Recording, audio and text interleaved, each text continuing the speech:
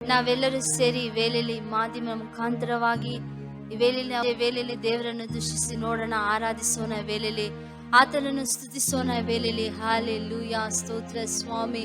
ಪರಿಶುದ್ಧವಾದ ತಂದೆಯೇ, ನಿಮಗೆ ಸ್ತೋತ್ರ. ನೀನು ಅಪ್ಪ ಹತ್ತಿರಕ್ಕೂ ದೂರಕ್ಕೂ ದೇವರಾಗಿದೆಯ ಸ್ವಾಮಿ. ಅಪ್ಪ ನಿಮಗೆ ಸ್ತೋತ್ರ ರಾಜ, ನಿಮಗೆ ಮಹಿಮೆ ಸ್ವಾಮಿ. ಅಪ್ಪ ನಿಮಗೆ ಸ್ತೋತ್ರ ಸ್ತೋತ್ರ ಸ್ತೋತ್ರ. ಅದ್ಭುತಗಳನ್ನು ಮಾಡುವ ದೇವರೇ ನಿಮಗೆ ಸ್ತೋತ್ರ ರಾಜ, ಸ್ತೋತ್ರ ಸ್ವಾಮಿ. ನೀನು ಆರಾಧನೆಯೊಳಗೆ ಕಿರಿಯ ಮಾಡುವ ದೇವರು ಸ್ವಾಮಿ. ನಿನ್ನಿಂದ ಅಸಾಧ್ಯವಾದುದು ಒಂದೂ ಇಲ್ಲ, ನಿನ್ನಿಂದ ಎಲ್ಲವೂ ಸಾಧ್ಯ ಸ್ವಾಮಿ. ಎಲ್ಲರೂ ಈ ವೇಳೆಯಲ್ಲಿ ಅಪ್ಪ ನಿಮಗೆ ಸ್ತೋತ್ರ ಅಂತ ಹೇಳಿ ಎಲ್ಲರೂ ಮಹಿಮೆ ಪಡಿಸೋಣ. ಹಲ್ಲೆಲೂಯಾ, ಸ್ತೋತ್ರ ಸ್ತೋತ್ರ ಸ್ತೋತ್ರ ರಾಜ ಯೇಸುವೇ ನಿಮಗೆ ಸ್ತೋತ್ರ. ನಾವು ಕುಳಿತಿರೋ ಸ್ಥಳದಲ್ಲಿಯೇ ದೇವರನ್ನು ಮಹಿಮೆ ಪಡಿಸುವಾಗ ದೇವರು ನಿಶ್ಚಯವಾಗಿ ನಮಗೆ ಬಿಡುಗಡೆಯನ್ನು ಕೊಡುವ ದೇವರಾಗಿದ್ದಾರೆ. ಹಲ್ಲೆಲೂಯಾ, ಸ್ತೋತ್ರ ಸ್ತೋತ್ರ ಸ್ತೋತ್ರ ಸ್ತೋತ್ರ ಸ್ವಾಮಿ. ಪವಿತ್ರಾತ್ಮನೇ ನಿಮಗೆ ಸ್ತೋತ್ರ ರಾಜ. ಆತ್ಮರೇ ಬನ್ನಿ, ಪವಿತ್ರಾತ್ಮರೇ ಬನ್ನಿ, ಆತ್ಮರೇ ಬನ್ನಿ, ಪವಿತ್ರಾತ್ಮರೇ ಬನ್ನಿ. ನೀವು ಬಂದಾಗ ಬಿಡುಗಡೆಯು, ನೀವು ಬಂದಾಗ ಆರೋಗ್ಯವು, ನೀವು ಬಂದಾಗ ಬಿಡುಗಡೆಯು, ನೀವು ಬಂದಾಗ ಆರೋಗ್ಯವು.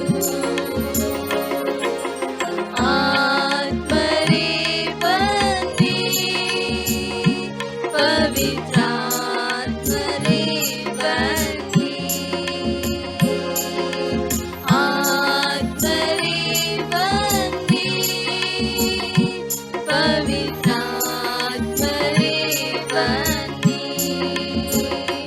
ನೀವು ಬಂದಾಗ ಸಂತೋಷವು, ನೀವು ಬಂದಾಗ ಸಮಾಧಾನವು, ನೀವು ಬಂದಾಗ ಸಂತೋಷವು, ನೀವು ಬಂದಾಗ ಸಮಾಧಾನವು. ಆತ್ಮರೇ ಬನ್ನಿ, ಪವಿತ್ರಾತ್ಮರೇ ಬನ್ನಿ,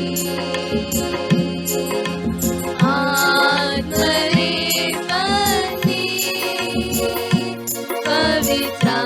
ಪವಿತ್ರಾತ್ಮರೇ ಬನ್ನಿ. ನೀವು ಬಂದಾಗ ಹೊಸ ಬಾಳು, ನೀವು ಬಂದಾಗ ನವ ಜೀವ, ನೀವು ಬಂದಾಗ ಹೊಸ ಬಾಳು, ನೀವು ಬಂದಾಗ ನವ ಜೀವ. ಆತ್ಮರೇ ಬನ್ನಿ, ಪವಿತ್ರಾತ್ಮರೇ ಬನ್ನಿ, ಆತ್ಮರೇ ಬನ್ನಿ, ಪವಿತ್ರಾತ್ಮರೇ ಬನ್ನಿ. ಹೌದು ಸ್ವಾಮಿ, ನೀನು ಬಂದಾಗ ನಮಗೆ ಬಿಡುಗಡೆ ರಾಜ. ಈ ವೇಳೆಯಲ್ಲಿ ಯಾರಿಗೆಲ್ಲ ಬಿಡುಗಡೆ ಇಲ್ಲ, ದುಃಖದಲ್ಲಿ ಕಾಣಲ್ಪಡ್ತಾ ಇದ್ದೀರೋ, ಈ ಮಾಧ್ಯಮ ಮುಖಾಂತರವಾಗಿ ದೇವರನ್ನು ನಮಿಸೋಣ, ದೇವರನ್ನು ಸ್ತುತಿ ಮಾಡೋಣ. ಆತನು ನಮಗೆ ನಿಜವಾಗಿ ಬಿಡುಗಡೆ ಕೊಡುವ ದೇವರಾಗಿದ್ದಾರೆ.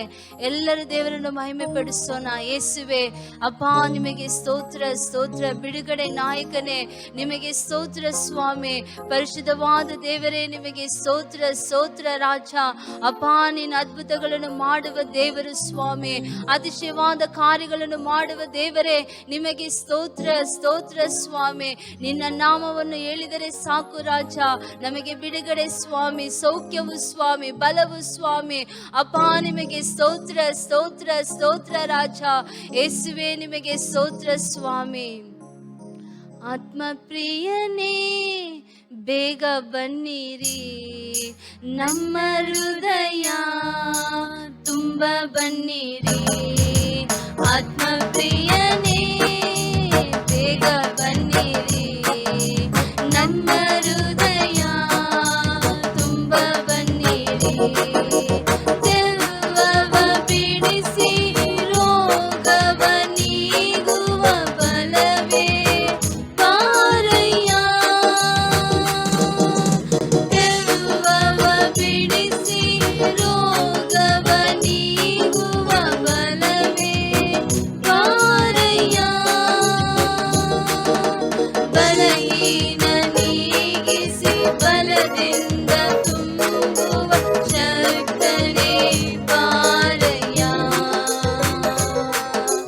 ಬಲಹೀನ ನೀಗಿಸಿ ಬಲದಿಂದ ತುಂಬುವ ಶಕ್ತನೇ ಬಾರಯ್ಯ.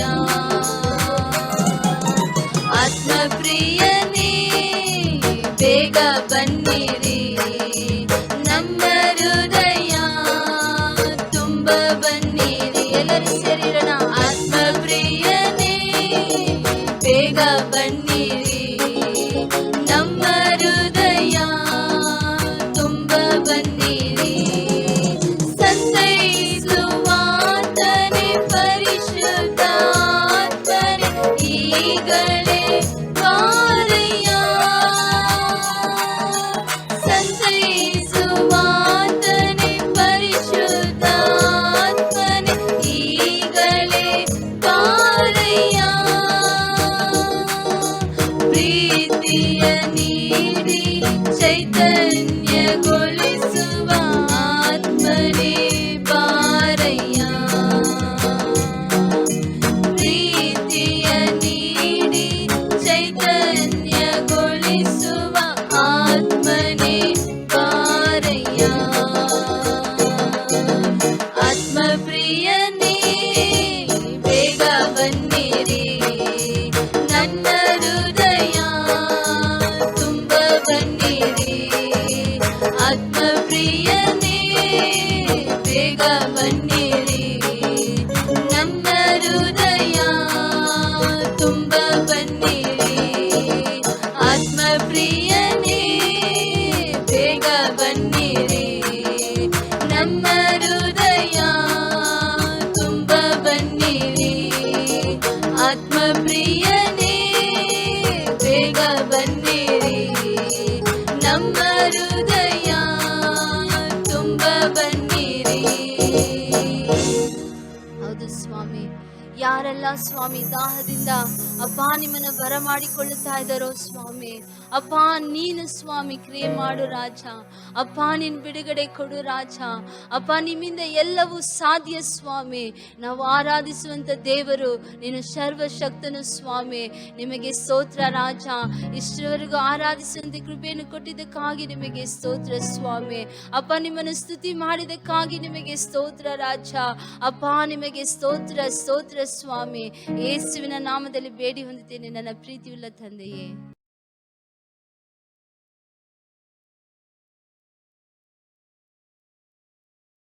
Greetings to you all in the most loving name of our Lord and Savior Jesus Christ. ನಮ್ಮನ್ನು ಬಹಳವಾಗಿ ಪ್ರೀತಿ ಮಾಡುವಂತ ನಮ್ಮ ರಕ್ಷಕನು ದೇವರು ಆಗಿರುವಂತ ಯೇಸು ಕ್ರಿಸ್ತನ ನಾಮದಲ್ಲಿ ನಿಮಗೆ ಶುಭವನ್ನು ಕೋರುವವನಾಗಿದ್ದೇನೆ. God's protections and blessings be upon you and your families. ದೇವರ ರಕ್ಷಣೆಯು ಸುರಕ್ಷತೆಯು ನಿಮ್ಮ ಮೇಲೆಯೂ ನಿಮ್ಮ ಕುಟುಂಬಗಳ ಮೇಲೆಯೂ ಕಾಣಲ್ಪಡಲಿ. May His shadow be upon you, protecting you from all evils. ಎಲ್ಲ ದುಷ್ಟ ಕೃತ್ಯಗಳಿಂದ ನಿಮ್ಮನ್ನು ನಿಮ್ಮ ಕುಟುಂಬವನ್ನು ಆತನ ರೆಕ್ಕೆಯ ಮರೆಯಲ್ಲಿ ಕಾಪಾಡಿಕೊಳ್ಳಲಿ. This week I want to discuss with you on the topic doing the right thing in a right way. ಈ ವಾರದಲ್ಲಿ ನಿಮ್ಮೊಂದಿಗೆ ಹಂಚಿಕೊಳ್ಳಬೇಕಾಗಿರುವಂತಹ ಶೀರ್ಷಿಕೆಯು ಸರಿಯಾದ ಕಾರ್ಯವನ್ನು ಸರಿಯಾದ ರೀತಿಯಲ್ಲಿ ಮಾಡುವುದು. We all know God is good and devil is evil. ನಮ್ಮೆಲ್ಲರಿಗೂ ತಿಳಿದಿರುವಂತೆ ದೇವರು ಒಳ್ಳೆಯವನು ಮತ್ತು ಸೈತಾನನು ದುಷ್ಟನು ಎಂಬುದಾಗಿ. When we say our God is a righteous God, He also expects righteous things from his children. ನಮ್ಮೆಲ್ಲರಿಗೂ ತಿಳಿರುತ್ತಿರುವಂತೆ ನಮ್ಮ ದೇವರು ನೀತಿ ಸ್ವರೂಪನು. ಅದೇ ರೀತಿಯಾಗಿ ಆತನು ತನ್ನ ಮಕ್ಕಳಲ್ಲಿಯೂ ಅದೇ ನೀತಿಯ ಕೃತ್ಯಗಳನ್ನು ಎದುರು ನೋಡುತ್ತಾನೆ. And he wants us to do good things among people. ತಮ್ಮ ಜನರ ಮಧ್ಯದಲ್ಲಿ ಒಳ್ಳೆಯದನ್ನು ಮಾಡಬೇಕೆಂಬುದಾಗಿ ಆತನು ಬಯಸುತ್ತಾನೆ. If we read in Psalms 11 verse 7 says, Lord is righteous and loves good deeds. Those who do them will live in his presence. ಕೀರ್ತನೆಗಳು 11ನೇ ಅಧ್ಯಾಯ 7ನೇ ವಾಕ್ಯದಲ್ಲಿ ಓದುವಂತ ಸಮಯದಲ್ಲಿ, ಯಾಕೆಂದರೆ ನೀತಿ ಸ್ವರೂಪನಾದ ಯೆಹೋವನು ನೀತಿಯನ್ನು ಮೆಚ್ಚುವವನಾಗಿದ್ದಾನೆ, ಸಜ್ಜನರು ಆತನ ಸಾನ್ನಿಧ್ಯದಲ್ಲಿ ಇರುವರು. Those who want to be in his presence will be doing good things. ಆತನ ಸಾನ್ನಿಧ್ಯದಲ್ಲಿ ಇರುವಂತವರು, ಪ್ರಸನ್ನತೆಯಲ್ಲಿ ಇರುವಂತವರು ಒಳ್ಳೆಯದನ್ನೇ ಮಾಡುವರು. That Psalms 37 verse 3 also says, trust in the Lord and do good, live in the land and be safe.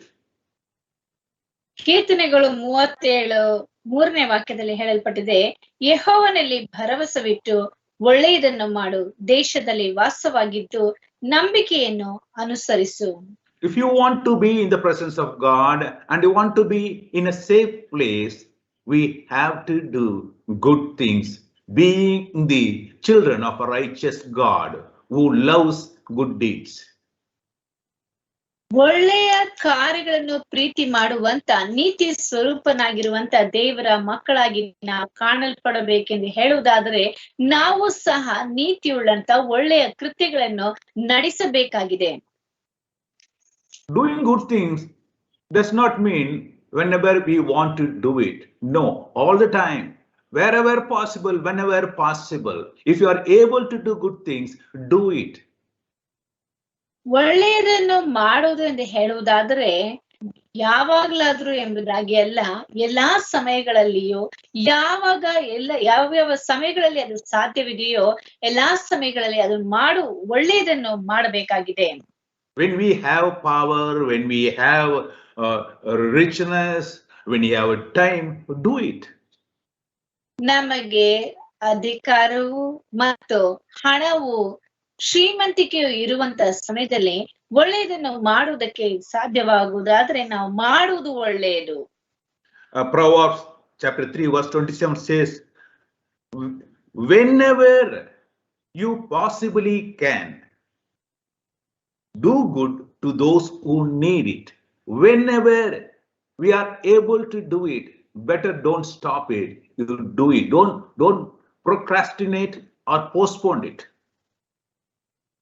ನಾವು ಇಲ್ಲಿ ಜ್ಞಾನೋಕ್ತಿಗಳು 3ನೇ ಅಧ್ಯಾಯ 27ನೇ ವಾಕ್ಯದಲ್ಲಿ ಹೇಳಲ್ಪಟ್ಟಿದೆ, ಉಪಕಾರ ಮಾಡುವುದಕ್ಕೆ ನಿನ್ನ ಕೈಲಾದಾಗ ಹೊಂದತಕ್ಕವರಿಗೆ ಅದನ್ನು ತಪ್ಪಿಸಬೇಡ.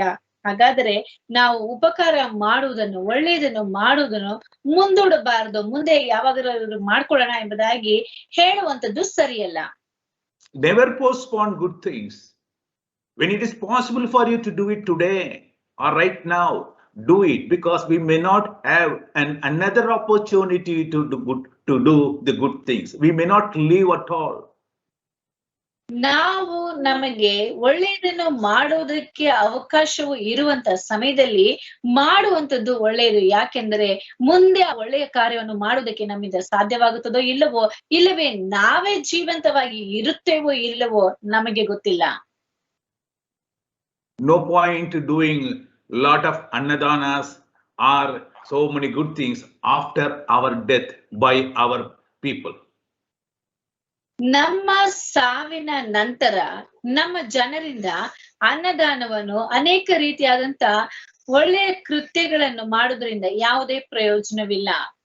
Jeremiah chapter 4 verse 22 says, the Lord says, my people are stupid. They don't know me. They are like a foolish children. They have no understanding. They are experts at doing what is evil, but failures at doing what is good. See, he says those people who do not do good things are stupid and they are foolish people, he says. ಯೆರೆಮೀಯನ ಪ್ರವಾದನ ಗ್ರಂಥ 4ನೇ ಅಧ್ಯಾಯ 22ನೇ ವಾಕ್ಯದಲ್ಲಿ ಹೇಳಲ್ಪಟ್ಟಿದೆ, ನನ್ನ ಜನರು ಮೂರ್ಖರು, ನನ್ನನ್ನು ತಿಳಿಯರು, ಮೂಢ ಸಂತತಿಯವರು, ಅವಿವೇಕಿಗಳು, ದುಷ್ಕಾರ್ಯದಲ್ಲಿ ನಿಪುಣರು, ಸತ್ಕಾರ್ಯವನ್ನು ಮಾಡಲರಿಯರು. ಹಾಗಾದ್ರೆ ಸತ್ಕಾರ್ಯವನ್ನು ಅಂದ್ರೆ ಒಳ್ಳೆಯ ಕಾರ್ಯವನ್ನು ಮಾಡುವುದಕ್ಕೆ ಮಾಡದೇ ಇರುವಂತವರನ್ನು ಮೂರ್ಖರು ಎಂಬುದಾಗಿ ಇಲ್ಲಿ ಹೇಳಲ್ಪಟ್ಟಿದೆ. My dear friend, when we are alive in this world, and if we can do something good to other people, it is the right time to do it. That's what the word says in Ecclesiastes chapter 9 verse 10 says, work hard at whatever you do, because there will be no action, no thought, no knowledge, no wisdom in the world of the dead. And that is where you are going. Everyone is going to be dead and gone. But my dear friend, when we are alive, let us do good things because God loves it. ನಮಗೆ ಸಮಯವಿರುವುದು ಮಾತ್ರವಲ್ಲದೆ ನಾವು ಜೀವಂತವಾಗಿರುವಾಗಲೇ ಒಳ್ಳೆಯದನ್ನು ಬೇರೆಯವರಿಗೆ ಉಪಕಾರ ಮಾಡುವುದನ್ನು ಕಲಿತುಕೊಳ್ಳಬೇಕು. ಮಾಡುವುದು ಒಳ್ಳೆಯದು. ಪ್ರಸಂಗಿಯ ಪುಸ್ತಕ 9ನೇ ಅಧ್ಯಾಯ 10ನೇ ವಾಕ್ಯದಲ್ಲಿ ಹೇಳಲ್ಪಟ್ಟಿದೆ, ನಿನ್ನ ಕೈಗೆ ಸಿಕ್ಕಿದ ಕೆಲಸವನ್ನೆಲ್ಲ ನಿನ್ನ ಪೂರ್ಣ ಶಕ್ತಿಯಿಂದ ಮಾಡು. ನೀನು ಸೇರಬೇಕಾದ ಪಾತಾಳದಲ್ಲಿ ಯಾವ ಕೆಲಸವೂ ಯುಕ್ತಿಯೂ ತಿಳುವಳಿಕೆಯೂ ಜ್ಞಾನವೂ ಇರುವುದಿಲ್ಲ. ಹಾಗಾದರೆ ನೀನು ಸಾಯುವುದಕ್ಕಿಂತ ಮುಂಚೆ, ಮರಣದ ಮುಂಚೆ ಒಳ್ಳೆಯದನ್ನು ಮಾಡುವುದನ್ನು ಕಲಿತುಕೋ ಎಂಬುದಾಗಿ ಸತ್ಯವೇದವು ನಮಗೆ ತಿಳಿಸುತ್ತದೆ. The righteous things which God expects us to do should be done in a proper manner.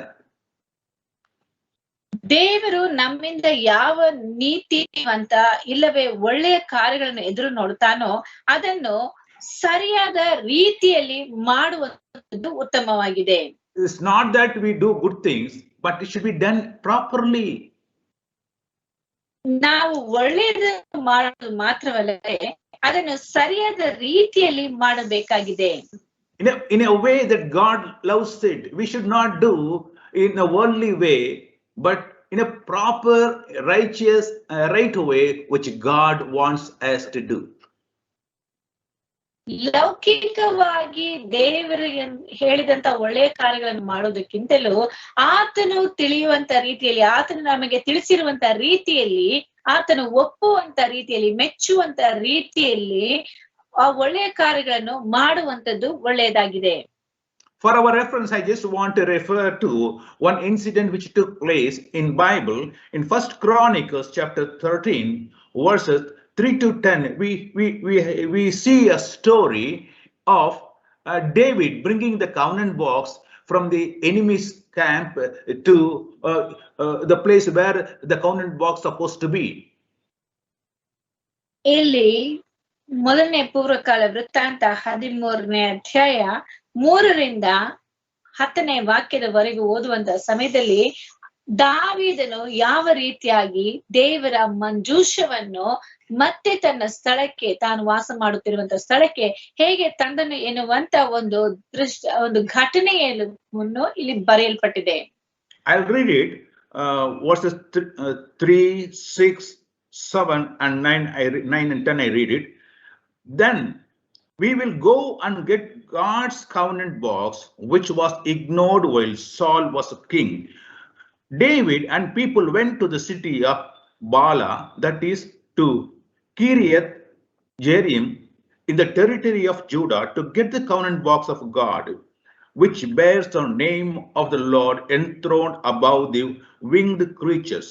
At Aminadab's house, they brought out the covenant box and put it on a new cart. Uzzah and Ahio guided the cart, while David and all people danced with all their might to honor God. They sang and played musical instruments, harps, drums, cymbals, and trumpets.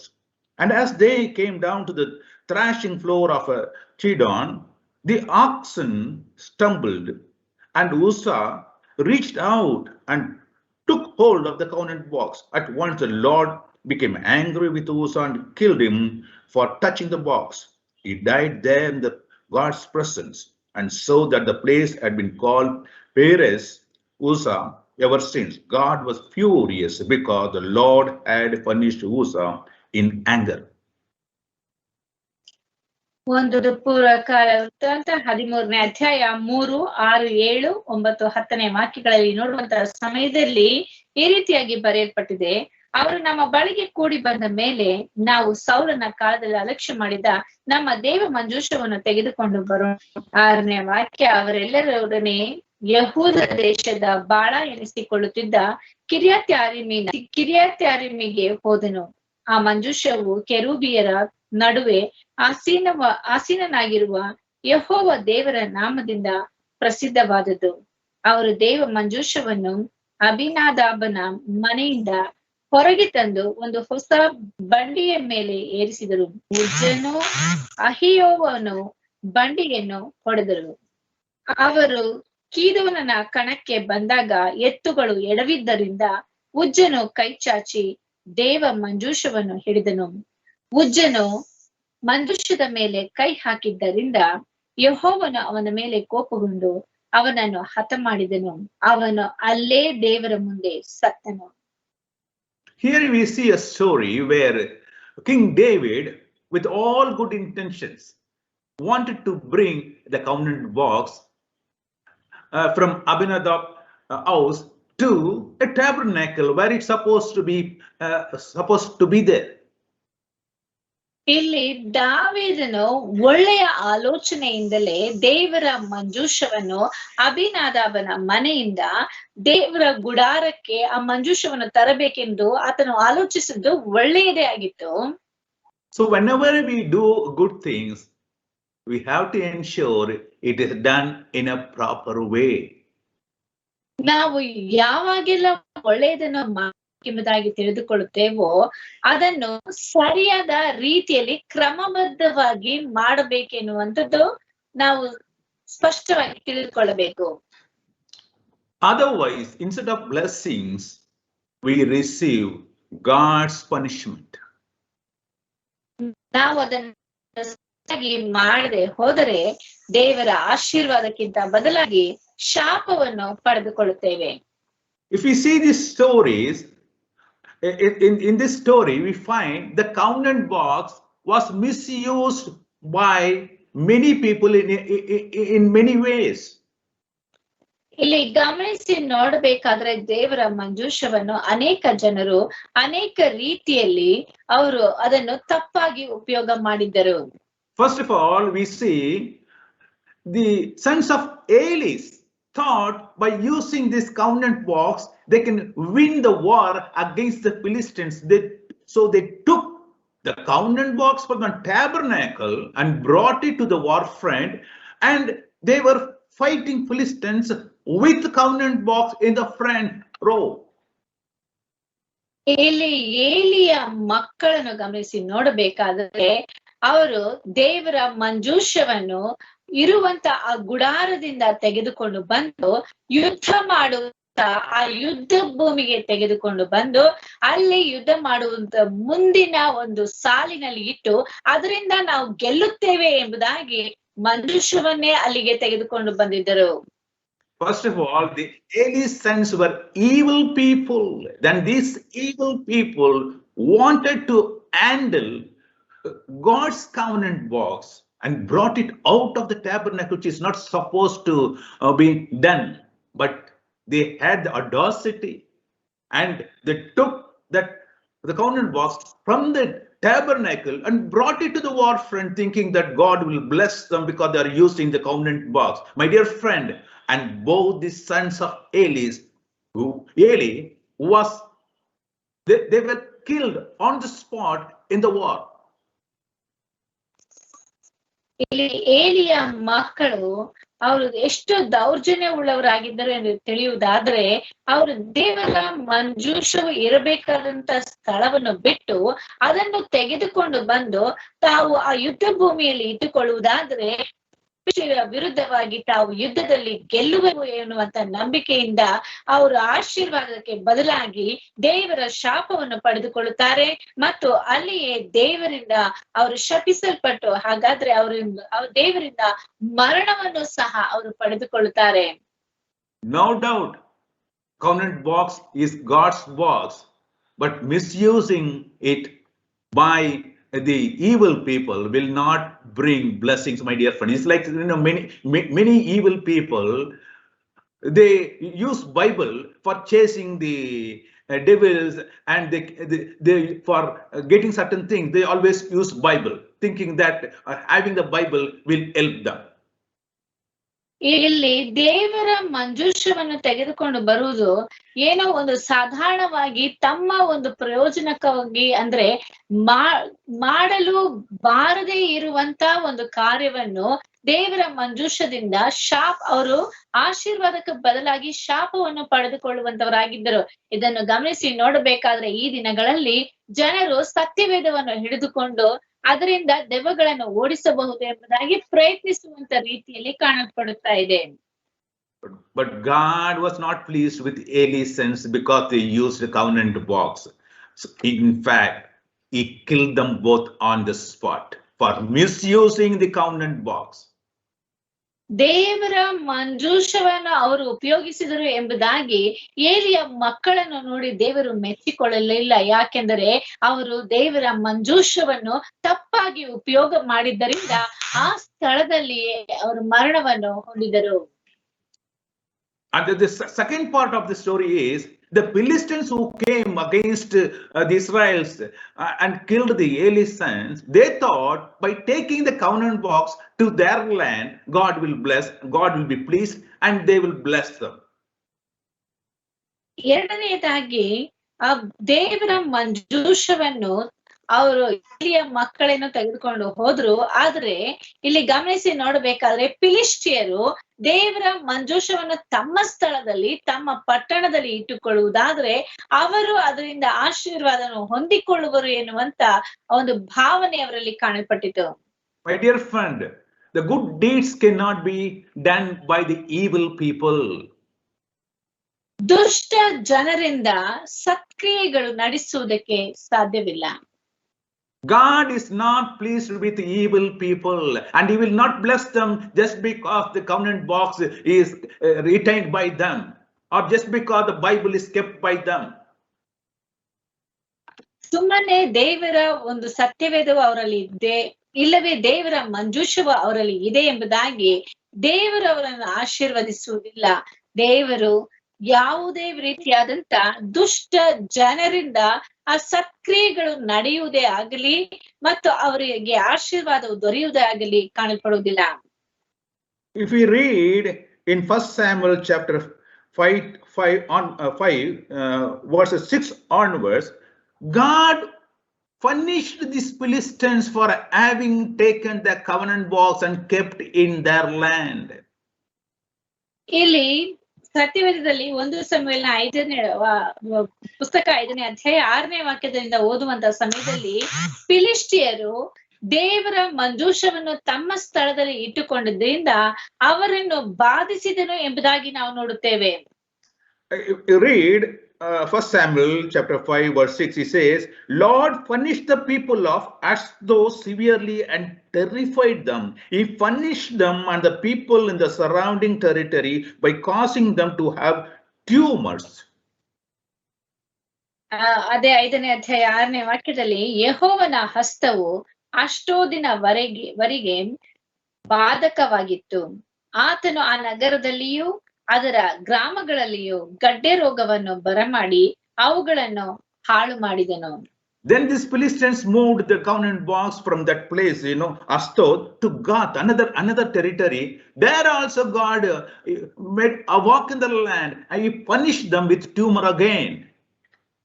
ಇಲ್ಲಿ ಈ ಒಂದು ಸ್ಥಳದಲ್ಲಿ ಅಷ್ಟೋದಿನಲ್ಲಿ ಈ ರೀತಿಯಾಗಿ ದೇವರು ಅವರಿಗೆ ಗಡ್ಡೆ ರೋಗವನ್ನು ಬರೆಸಿದನೆ ಎಂಬುದಾಗಿ ತಿಳಿದು ಆ ಸ್ಥಳದಿಂದ ಫಿಲಿಷ್ಟಿಯ ದೇಶವಾಗಿರುವಂತ ಇನ್ನೊಂದು ನಗರಕ್ಕೆ ಅಂದರೆ ಗತ್ ಎಂಬ ಊರಿಗೆ ಒಂದು ಮಂಜೂಷವನ್ನು ತೆಗೆದುಕೊಂಡು ಹೋಗುತ್ತಾರೆ. ಅಲ್ಲಿಯೂ ಸಹ ದೇವರು ಗಡ್ಡೆಗಳಿಂದ ಆ ಜನರನ್ನು ಬಾಧಿಸುವುದನ್ನು ನಾವು ನೋಡುತ್ತೇವೆ. And the word 10 also says, so they sent the covenant box to Ekron. It is another Philistine city. But when it arrived there, the people cried out, they have brought the covenant box of a God of Israel here in order to kill us. ಇಲ್ಲಿ 10ನೇ ವಾಕ್ಯದಲ್ಲಿ ನಾವು ನೋಡುತ್ತೇವೆ, ಆದುದರಿಂದ ಅವರು ದೇವರ ಮಂಜೂಷವನ್ನು ಎಕ್ರೋನಿಗೆ ಕಳುಹಿಸಿದರು. ಅದು ಅಲ್ಲಿಗೆ ಬಂದಾಗ ಆ ಊರಿನವರು ನೋಡಿರಿ, ನಮ್ಮನ್ನು ನಮಗೆ ಸೇರಿದವರನ್ನು ಕೊಲ್ಲುವುದಕ್ಕೋಸ್ಕರ ಇಸ್ರಾಯೇಲ್ ದೇವರ ಮಂಜೂಷವನ್ನು ಇಲ್ಲಿಗೆ ಕಳುಹಿಸಿದ್ದಾರೆಂದು ಕೂಗಿಕೊಂಡರು. This covenant box is God's box, but see here, the people of Ekron cry out saying that to kill us, they brought the covenant box. My dear friend, evil, when even God's presence cannot really do anything with evil people, God's punishment only will come upon them. ಇಲ್ಲಿ ಎಕ್ರೋನಿಗೆ ಮತ್ತೆ ಅವರು ಆ ಒಂದು ದೇವರ ಮಂಜೂಷವನ್ನು ತರುವಂತ ಸಮಯದಲ್ಲಿ ಆ ಜನರು ನಮ್ಮನ್ನು ಬಾಧಿಸುವುದಕ್ಕೆ ಇಲ್ಲ ಶಿಕ್ಷಿಸುವುದಕ್ಕೆ ದೇವರ ಮಂಜೂಷವನ್ನು ಇಲ್ಲಿಗೆ ಕಳಿಸಿದ್ದಾರೆ ಎಂಬುದಾಗಿ ಕೂಗಿಕೊಂಡರು. ಪ್ರೀತಿಯುಳ್ಳ ದೇವ ಜನರೇ, ದೇವರ ಒಂದು ಅಂದ್ರೆ ದೇವರ ಒಂದು ಮಂಜೂಷವು ನಮ್ಮಲ್ಲಿ ಕಾಣಲ್ಪಡುವುದಾದ್ರೆ ನಮಗೆ ಆಶೀರ್ವಾದ ಬಂದು ಬಿಡುತ್ತದೆ ಎಂಬುದಾಗಿ ಅಲ್ಲ, ನಾವು ದುಷ್ಟತನದಲ್ಲಿಯೇ ಕಾಣಲ್ಪಡುವುದಾದ್ರೆ. So what they decided is that instead of keeping it in our land, the Philistines said, we will send back to the place it's supposed to be. So they took a cart and kept this covenant box upon it and sent back to Israel. ಈಗ ಅವರು ಏನು ಮಾಡಿದರೆ ಅಂದ್ರೆ ಹೇಳೋದಾದ್ರೆ, ಈ ಒಂದು ದೇವರ ಮಂಜೂಷವು ಇರುವುದಾದ್ರೆ ನಮ್ಮೆಲ್ಲರಿಗೂ ಬಾಧೆಯು ಉಂಟಾಗ್ತದೆ ಅಂತ ತಿಳಿದು ಇದನ್ನು ಮತ್ತೆ ಇಸ್ರಾಯೇಲ್ ದೇಶಕ್ಕೆ ಕಳುಹಿಸಿ ಬಿಡೋಣ ಎಂಬುದಾಗಿ ಹೇಳಿ ಅದಕ್ಕೆ ಒಂದು ಬಂಡಿಯನ್ನು ತಯಾರು ಮಾಡಿ ಅದರಲ್ಲಿ ಅದನ್ನು ಇಟ್ಟು ಕಳುಹಿಸಿ ಬಿಡುತ್ತಾರೆ. So the cart which brought the covenant box came to the land of Israel, a place called Bethshemesh, that I read it in 1 Samuel chapter 6 verse 19. It says, it came to Bethshemesh. The Lord killed 70 of the men of Bethshemesh because they looked inside the covenant box, and the people mourned because Lord had caused such a great slaughter among them. They are not supposed to look inside the box of covenant. ಒಂದು ಪುಸ್ತಕ 6ನೇ ಅಧ್ಯಾಯ 19ನೇ ವಾಕ್ಯದಲ್ಲಿ ನೋಡುತ್ತೇವೆ, ಆ ಒಂದು ಮಂಜೂಷವು ಬೆತ್ಷೆಮೆಷಿಗೆ ಕಳುಹಿಸಿದರು ಎಂಬುದಾಗಿ. ಬೆತ್ಷೆಮೆಷಿನವರು ಯೆಹೋವನ ಮಂಜೂಷದಲ್ಲಿ ಕಣಕಿ ನೋಡಿದ್ದರಿಂದ ಯೆಹೋವನು ಅವರಲ್ಲಿ 70 ಮಂದಿಯನ್ನು ಸಾಯಿಸಿದನು.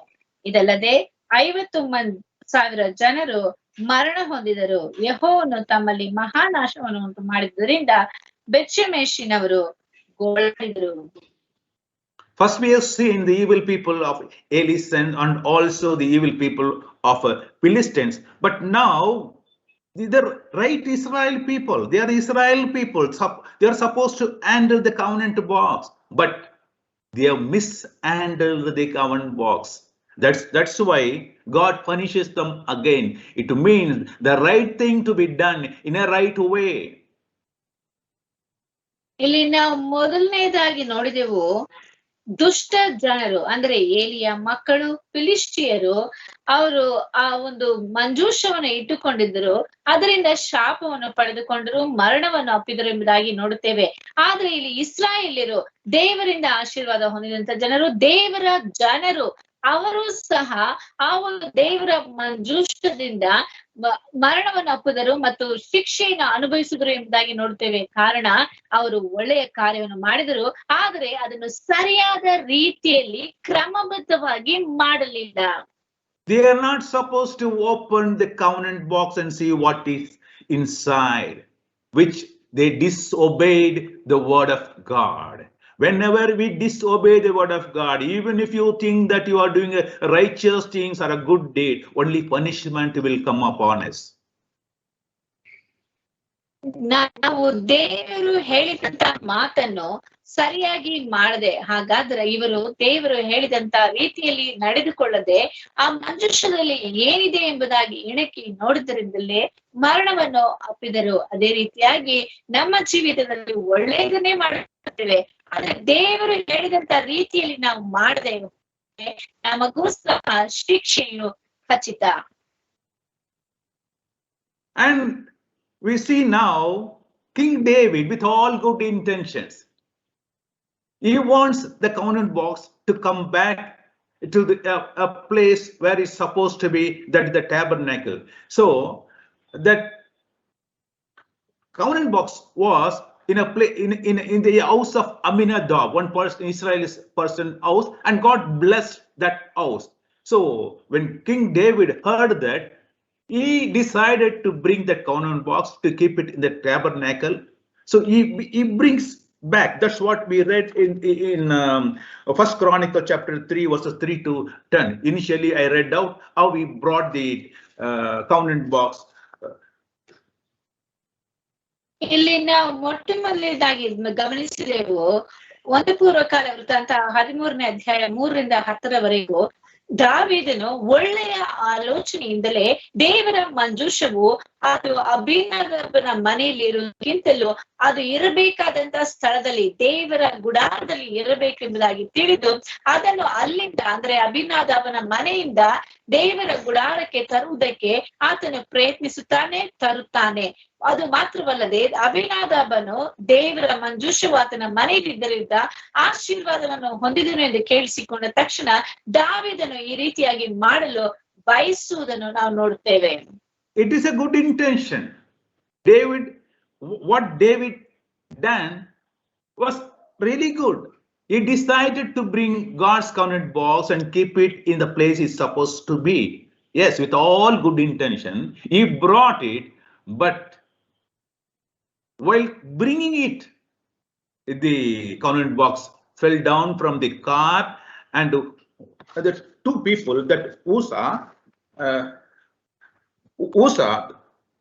touched the box so that he can hold it from falling, but God was furious and killed him on the spot. ಇಲ್ಲಿ ದಾವೀದನೇನೋ ಒಳ್ಳೆಯ ಆಲೋಚನೆಯಿಂದಲೇ ದೇವರ ಮಂಜೂಷವು ಆತನ ಗುಡಾರದಲ್ಲಿ ಕಾಣಲ್ಪಡಬೇಕು ಎಂದು ತಿಳಿದು ಆತನ ಗುಡಾರಕ್ಕೆ ಆತನು ತೆಗೆದುಕೊಂಡು ಬರುತ್ತಾನೆ. ಅದನ್ನು ತೆಗೆದುಕೊಂಡು ಬರುವಂತ ಸಮಯದಲ್ಲಿ ಆ ಒಂದು ಮಂಜೂಷವು ಬೀಳುವ ಒಂದು ಪರಿಸ್ಥಿತಿ ಇರುವಾಗ ಅದನ್ನು ಹಿಡಿದುಕೊಳ್ಳುವಾಗ ಅವರು ಮರಣವನ್ನು ಅಪ್ಪುತ್ತಾರೆ. ಅದನ್ನು ಓದಿದೆವು. I'll read it again. It is, it's very, very shocking to see why God should punish these people for doing good things. He says, as they came down to the thrashing place of Sidon, the oxen stumbled, and Uzzah reached out and took hold of the covenant box. And at once the Lord became angry with Uzzah and killed him, touching the box. He died there in God's presence. ಇಲ್ಲಿ ನಾವು ಮತ್ತೆ ಓದುತ್ತೀವಿ ಕೇಳಿ. ಕಣಕ್ಕೆ ಬಂದಾಗ ಎತ್ತುಗಳು ಎಡವಿದ್ದರಿಂದ ಉಜ್ಜನು ಕೈ ಚಾಚಿ ದೇವ ಮಂಜೂಷವನ್ನು ಹಿಡಿದನು. ಉಜ್ಜನು ಮಂಜೂಷದ ಮೇಲೆ ಕೈ ಹಾಕಿದ್ದರಿಂದ ಯೆಹೋವನು ಅವನ ಮೇಲೆ ಕೋಪಗೊಂಡು ಅವನನ್ನು ಹತ ಮಾಡಿದನು. ಅವನು ಅಲ್ಲೇ ದೇವರ ಮುಂದೆ ಸತ್ತನು. You may ask, what was wrong in that? The box was falling, and Uzzah, with all good intention, took hold of it and kept it back again in the court. If I were there or you were there, you would also do the same thing, correct? But why God was so angry on that good intention or on the good deed? ನೀವು ಒಂದು ವೇಳೆ ಪ್ರಶ್ನಿಸಬಹುದು, ದೇವರ ಮಂಜೂಷವು ಕೆಳಗೆ ಬೀಳುವಂತಿತ್ತು, ಅದನ್ನು ಉಜ್ಜನು ಒಳ್ಳೆಯ ಆಲೋಚನೆಯಿಂದಲೇ ಕೆಳಗೆ ಬೀಳಬಾರದು ಹೇಳಿ ಅದನ್ನು ಹಿಡಿದುಕೊಂಡನು. ಇದು ಒಳ್ಳೆಯ ಆಲೋಚನೆ ಅಲ್ಲವೇ? ಒಳ್ಳೆಯ ಕೃತ್ಯವಲ್ಲವೇ? ಯಾಕೆ ದೇವರು ಆತನನ್ನು ಶಿಕ್ಷಿಸಬೇಕು?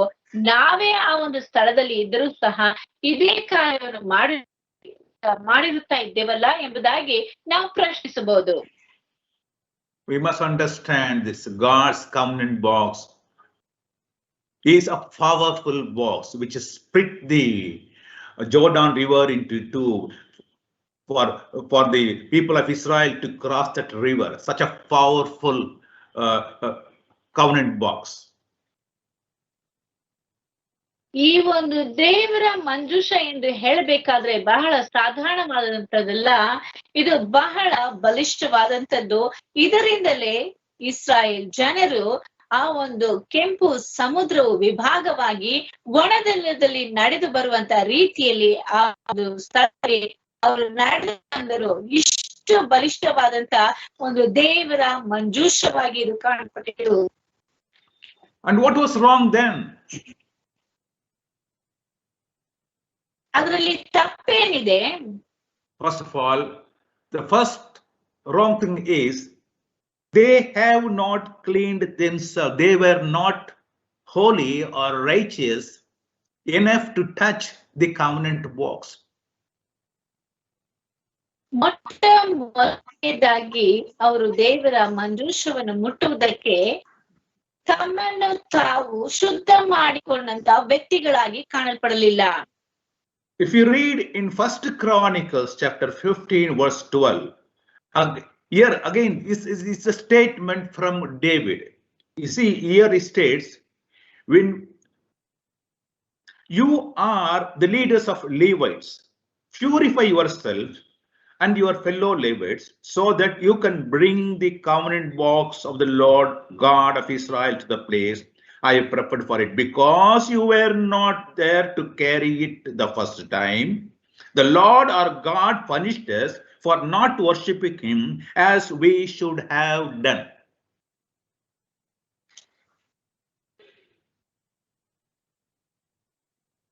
ಇಲ್ಲಿ ದೇವರ ವಾಕ್ಯದಲ್ಲಿ ಹೇಳಲ್ಪಟ್ಟಿದೆ, ಅವರು ದೇವರ ಮಂಜೂಷವನ್ನು ಹೊತ್ತುಕೊಂಡು ಬರುವಂತವರು ಮೊದಲು ಹೊರದೇ ಇದ್ದಂತವರು ತಮ್ಮನ್ನು ತಾವು ಪರಿಶುದ್ಧ ಮಾಡಿಕೊಂಡು ಶುದ್ಧೀಕರಿಸಿಕೊಂಡ ನಂತರವೇ ಮಂಜೂಷವನ್ನು ಹೊತ್ತುಕೊಂಡು ಬರ್ಬೇಕಾಗಿರುವಂತದ್ದು ಅವರ ಒಂದು ಕೃತ್ಯವಾಗಿ ಕಾಣಲ್ಪಡುತ್ತೆ. The intention may be good, but if you are sinful, my dear friend, if you are evil by nature, you cannot do the good things. Here we see these people were not cleansed themselves. They were not holy before God to touch that, because only Levites can touch the covenant box and they only should carry it. But earlier, some other people who are not holy, they carried the covenant box. ಇಲ್ಲಿ ಗಮನಿಸಿ ನೋಡಬೇಕಾದ್ರೆ ಇವರು ತಮ್ಮನ್ನು ಶುದ್ಧ ಮಾಡಿಕೊಳ್ಳದೆ ಇರುವಂತ ಜನರು ದೇವರಿಂದ ನೇಮಿಸಲ್ಪಟ್ಟಂತ ಲೇವಿಯರು ಅಂದ್ರೆ ಯಾಜಕರು ಮಾತ್ರವೇ ಈ ಒಂದು ದೇವರ ಮಂಜೂಷವನ್ನು ಹೊರಬೇಕು ಮತ್ತು ಅವರು ತಮ್ಮನ್ನು ಪರಿಶುದ್ಧ ಮಾಡಿಕೊಂಡಿರುವಂತ ವ್ಯಕ್ತಿಗಳು, ಅದಕ್ಕಾಗಿಯೇ ನೇಮಿಸಲ್ಪಟ್ಟಂತ ವ್ಯಕ್ತಿಗಳಾಗಿದ್ದರು. ಅವರು ಮಾತ್ರವೇ ದೇವರ ಮಂಜೂಷವನ್ನು ಹೊರುವಂತವರಾಗಿರಬೇಕು. ಆದ್ರೆ ಇವರಾದರೂ ತಮ್ಮನ್ನು ಶುದ್ಧ ಮಾಡಿಕೊಳ್ಳದ ಇರುವಂತ ಜನರಾಗಿದ್ದು, ಅವರು ಒಳ್ಳೆಯ ಆಲೋಚನೆಯಿಂದ ಇದ್ದರೂ ಸರಿ, ಸರಿಯಾದ ಕಾರ್ಯವನ್ನು ಮಾಡುತ್ತಾ ಇದ್ದರೂ ಸರಿ, ಸರಿಯಾಗಿ ಅದನ್ನು ಮಾಡಲಿಲ್ಲ. ಹಾಗಾದ್ರೆ ಅವರು ದೇವರು ಹೇಳಿದಂತ ರೀತಿಯಲ್ಲಿ, ಆತನು ಹೇಳಿದಂತ ಕ್ರಮಬದ್ಧತೆಯ ರೀತಿಯಲ್ಲಿ ಕೆಲಸಗಳನ್ನು ಮಾಡಲಿಲ್ಲ. First of all, it's not only our deeds should be good, even the person who's doing the good deeds also should be good, and his thoughts and his actions, everything should be good and acceptable only unto our God.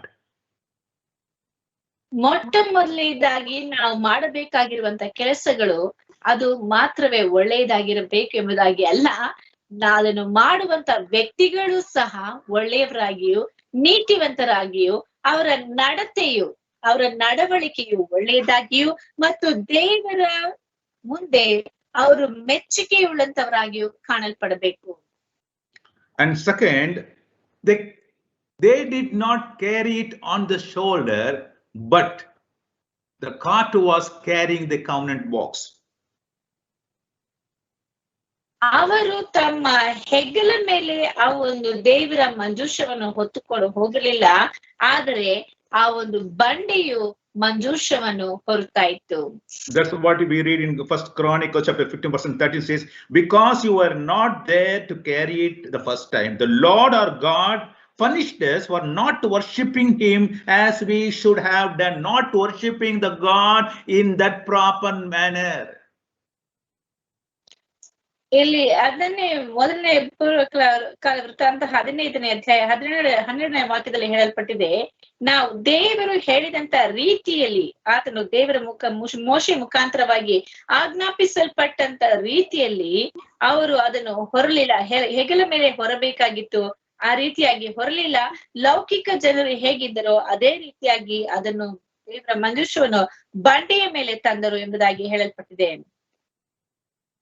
In the initial days, when God was giving instruction to Moses, he said only the tribe of the clan of Kohath should carry the covenant box, but not on any cart, only on the shoulders.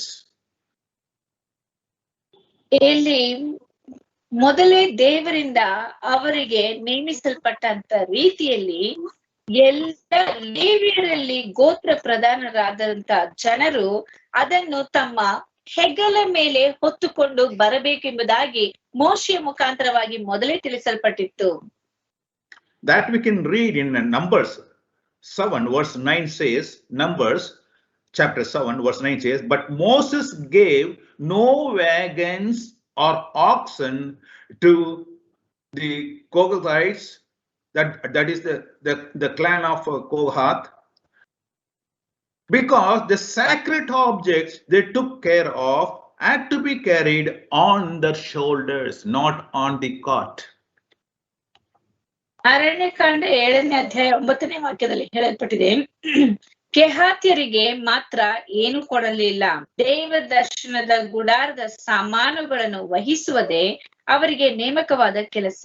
ಅವರು ಅವುಗಳನ್ನು ಹೆಗಲ ಮೇಲೆ ಹೊರುತ್ತಿದ್ದರು. ಹಾಗಾದ್ರೆ ದೇವರ ಮಂಜೂಷವೆನ್ನುವಂಥದ್ದು ಪವಿತ್ರವಾದದ್ದು.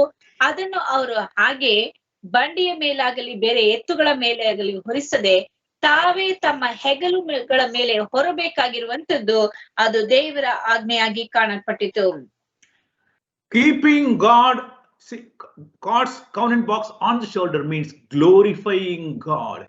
We have to humble ourselves to glorify God. ದೇವರ ಮಂಜೂಷವನ್ನು ಹೆಗಲ ಮೇಲೆ ಹೊರುವಂತದ್ದು ಎಂದು ಹೇಳುವುದಾದ್ರೆ ನಮ್ಮನ್ನು ನಾವು ತಗ್ಗಿಸಿಕೊಂಡು ದೇವರನ್ನು ಮಹಿಮೆ ಪಡಿಸುವಂತದ್ದಾಗಿ ಕಾಣಲ್ಪಡ್ತಾ ಇದೆ. The God should be always on our shoulders. Glorify God, keep him above, and it should be done by you, not by cart. ದೇವರನ್ನು ಯಾವಾಗಲೂ ಮಹಿಮೆ ಪಡಿಸುವಂತದ್ದು ಕರ್ತವ್ಯವಾಗಿದೆ ಮತ್ತು ಆತನನ್ನು ನಮ್ಮ ಹೆಗಲ ಮೇಲೆ ಇಟ್ಟುಕೊಂಡು ಮಹಿಮಾ ರೂಪದಲ್ಲಿ ನೋಡುವಂತದ್ದು ನಮ್ಮ ಕರ್ತವ್ಯವಾಗಿದೆ. ಅದನ್ನು ಬಂಡಿಯ ಮೇಲೆ ಹೊರಿಸುವಂತದ್ದಲ್ಲ, ನಾವೇ ನಮ್ಮ ತಗ್ಗಿಸಿಕೊಂಡು ನಮ್ಮ ಮೇಲೆ ಹೊರುವಂತದ್ದಾಗಿದೆ. That is why Moses did not give any cart to the clan of Kohath. For every other clan he has given the cart to carry so many things, but for the clan of Kohath he did not give any oxen or cart to them, because they are supposed to carry the holy things on their shoulder, giving the respect, honor and glory to be given to God. ಅಲ್ಲಿ ಮೋಶೆಯ ಮುಖಾಂತರವಾಗಿ ಆಜ್ಞೆಗಳನ್ನು ಕೊಡಲ್ಪಟ್ಟಂತ ಸಮಯದಲ್ಲಿ ಎಲ್ಲಾ ಜನರಿಗೂ ಎಲ್ಲಾ ಗೋತ್ರದವರಿಗೂ ಎತ್ತನ್ನು ಬಂಡಿಯನ್ನು ಕೊಡಲ್ಪಟ್ಟಿತು. ಆದರೆ ಇಲ್ಲಿ ಕೆಹಾತ್ಯರಿಗೆ ಮಾತ್ರ ಅವರು ದೇವ ದರ್ಶನದ ಗುಡಾರದಲ್ಲಿ ಆ ಸಾಮಾನುಗಳನ್ನು ವಹಿಸುವುದು ಮಾತ್ರವಲ್ಲದೆ ಆ ಒಂದು ಮಂಜೂಷವಾದ ಕೆಲಸದಲ್ಲಿ ಇವರು ತೊಡಗಿದ್ದರಿಂದ ಇದನ್ನ ಇವರು ತಮ್ಮ ಹೆಗಲ ಮೇಲೆ ಹೊರಬೇಕೆಂಬುದಾಗಿ ಹೇಳಿ ಇವರಿಗೆ ಎತ್ತನ್ನಾಗಲಿ ಬಂಡಿಯನ್ನಾಗಲಿ ಕೊಡಲ್ಪಡಲಿಲ್ಲ.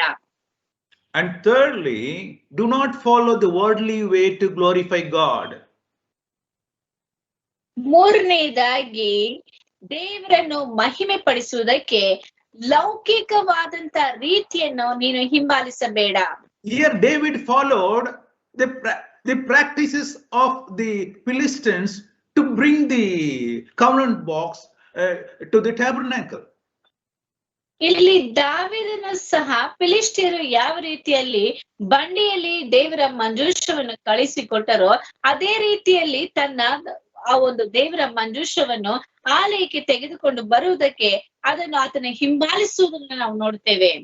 Philistines used a cart to send the covenant box, and David adopts the same style of bringing the covenant box in the oxen cart.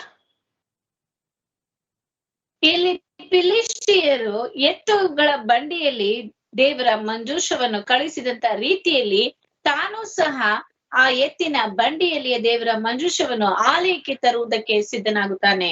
My dear friend, these days the churches are following all worldly ways to honor and glorify God, which is totally wrong. ಪ್ರೀತಿಯುಳ್ಳ ಸ್ನೇಹಿತರೆ, ನಾವು ದೇವರನ್ನು ಮಹಿಮೆ ಪಡಿಸುವುದಕ್ಕೂ ಗೌರವಿಸುವುದಕ್ಕೂ ಲೌಕಿಕವಾದಂತಹ ರೀತಿಯನ್ನು ನಾವು ಹಿಂಬಾಲಿಸುತ್ತೇವೆ. ಅದು ಬಹಳ ತಪ್ಪು. And King David adopted a new style of adopting these worldly ways, keeping the counting box and dancing and glorifying God with all trumpet, this, that, attracting people, all the tamashas he has done. ಇಲ್ಲಿ ದಾವೀದನು ಬಂಡಿಯಲ್ಲಿ ದೇವರ ಮಂಜೂಷವನ್ನು ಇಟ್ಟು ಅದನ್ನು ತೆಗೆದುಕೊಂಡು ಬರುವಂತ ಸಮಯದಲ್ಲಿ ಅದರ ಮುಂದೆ ಕಿನ್ನರಿ ಸ್ವರಮಂಡಲಗಳನ್ನು ಬಾರಿಸಿಕೊಂಡು ಅದರ ಮುಂದೆ ನೃತ್ಯ ಮಾಡುವುದು, ಈ ರೀತಿಯಾಗಿ ಲೌಕಿಕವಾದಂತಹ ಹೊಸ ರೀತಿಯಾದಂತಹ ಕಾರ್ಯಗಳನ್ನು ಆತನು ಅಳವಡಿಸುವುದನ್ನು ನೋಡುತ್ತೇವೆ. No doubt King David would have attracted thousands of people seeing his big gatherings and the music and the dance, everything. ಇಲ್ಲಿ ದಾವೀದನು ಈ ಒಂದು ಕಿನ್ನರಿಗಳು ಮತ್ತು ವಾದ್ಯಗಳನ್ನು ಬಾರಿಸುವುದು ಮತ್ತು ನೃತ್ಯಗಳಿಂದ ಅನೇಕ ಜನರನ್ನು ಒಂದು ವೇಳೆ ಅಲ್ಲಿ ಆಕರ್ಷಿಸಿದಿರಬಹುದು. And is supposed to carry the covenant box on the shoulders by the Levites, which he failed to do, and the covenant box was carried by the bullocks. ಇಲ್ಲಿ ದೇವರ ಮಂಜೂಷವು ಯಾಜಕರಿಂದ ಅವರ ಹೆಗಲ ಮೇಲೆ ಹೊತ್ತುಕೊಂಡು ತರಬೇಕಾದಂತ ಒಂದು ಆಜ್ಞೆ ಇತ್ತು. ಆದರೆ ದಾವೀದನು ಅದನ್ನು ಎತ್ತಿನ ಬಂಡಿಯ ಮೇಲೆ ತೆಗೆದುಕೊಂಡು ಬರುತ್ತಾ ಇದ್ದನು. ದೇವರ ಆಜ್ಞೆಯನ್ನು ಅಲ್ಲಿ ಮೀರಿದಂತವನಾಗಿದ್ದಾನೆ.